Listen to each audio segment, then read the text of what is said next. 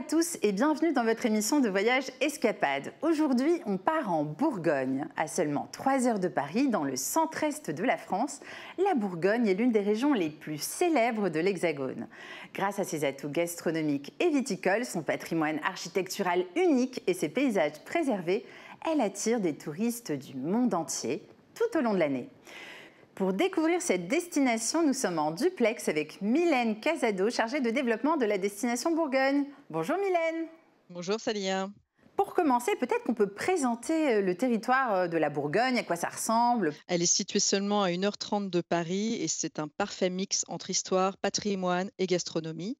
On connaît nos vignobles de renommée mondiale. On a également des châteaux médiévaux et des villages qui sont extrêmement charmants, qui semblent tout droit sortis d'un film. Donc c'est vraiment une destination incontournable en France à découvrir sans tarder.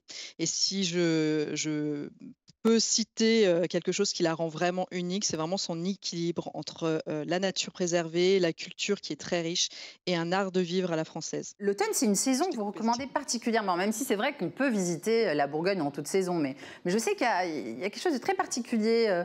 C'est vrai, l'automne en Bourgogne, c'est une expérience incomparable par rapport à d'autres destinations françaises, grâce notamment à ces vignobles qui se transforment. On a l'impression d'être dans un océan de couleurs dorées, notamment sur la côte de Nuit et la côte de Beaune. Et c'est pas pour rien que justement cet endroit et ce département s'appelle la Côte d'Or. C'est aussi dû à cette saison particulière.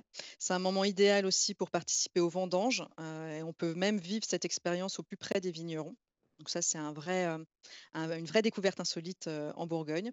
Et puis, bah, tout ce qui est marché automnaux qui propose des produits du terroir comme la truffe de Bourgogne, qui sont des produits vraiment parfaits pour se donner un petit peu une idée de ce qu'on fait de meilleur à cette saison. Et puis, on a évidemment les côtés nature hein, avec les forêts du Morvan. Mhm. On peut pratiquer à cette saison des randonnées magiques, des cascades et des lacs à découvrir. Enfin, voilà, la nature à cette saison est vraiment magique et c'est une immersion totale dans un autre monde. Et c'est aussi une destination qu'on peut visiter toute l'année, donc au printemps, en hiver. En quelques mots, où vous recommandez d'aller? Qu'est-ce que vous recommandez de faire à ces saisons-là? Absolument, on a, en hiver, c'est plutôt le côté, cocooning qui prime, dans des hébergements vraiment de charme, près du feu, avec un verre de vin, en couple ou en famille. La Bourgogne, il y a également, de nombreux spas, pour se détendre, se reconnecter. On peut vivre des expériences 100% bourguignonnes avec des produits ou des soins comme la fruitothérapie, la vinothérapie.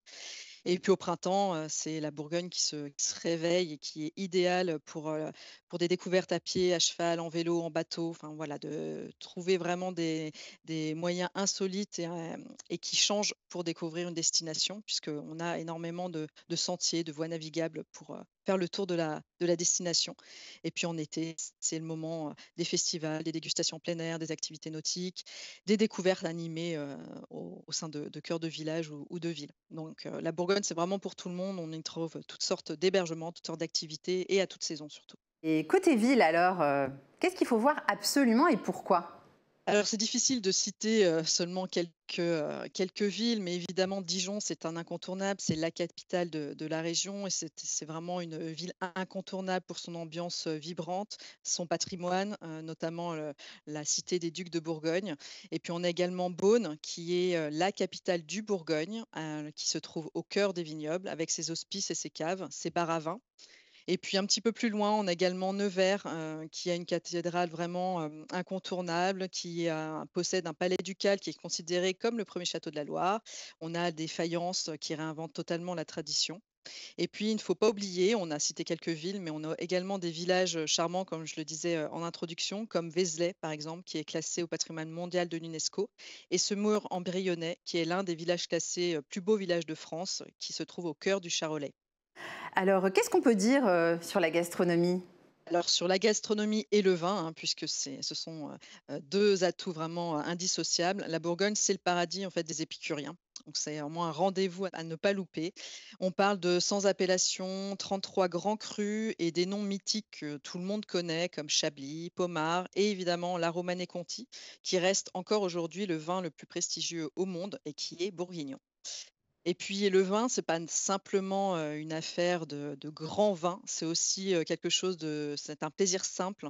On a des visites de domaines, des dégustations qui peuvent être, pratiquées en mode vraiment totalement décontracté et des visites parfois insolites. Et puis côté gastronomie, on a tout un florilège de produits du terroir qu'on peut déguster dans des restaurants qui Mhm. peuvent être à la fois des bistrots, cosy, simples et authentiques et également des restaurants étoilés puisqu'on est assez gâtés en Bourgogne côté, restaurant étoilé Michelin. Mhm. Merci beaucoup Mylène pour ce petit voyage en Bourgogne. Ça nous a donné envie de partir et de vous retrouver là-bas. À bientôt.